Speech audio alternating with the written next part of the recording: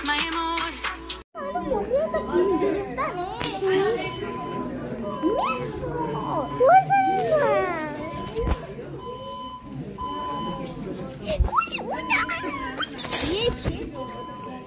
بریم به دنبال مانی بگردیم خیلی این جمعیت.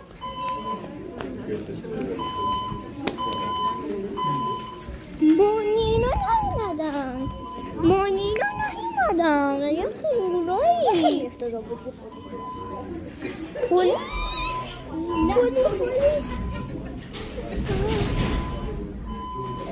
میاو.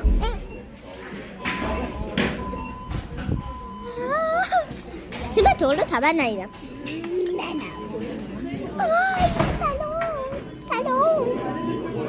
دوباره هم ازت فیلم میگیرم.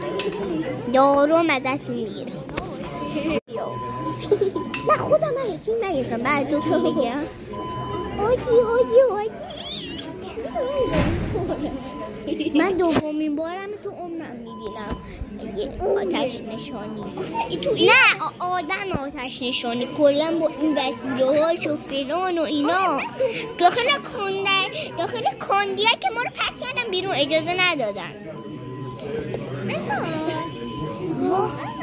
زوم میخوام بخونم.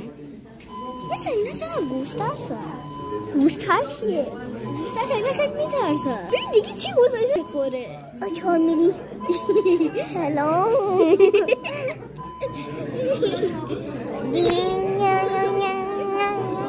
ای مثلا این آقا که پول کلاهش بالا نکن. کلاهش رو بی عدد 6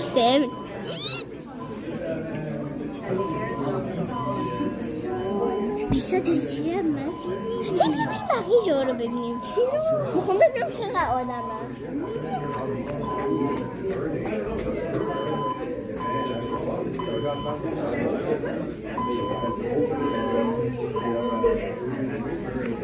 مانی هنوز نیومدن.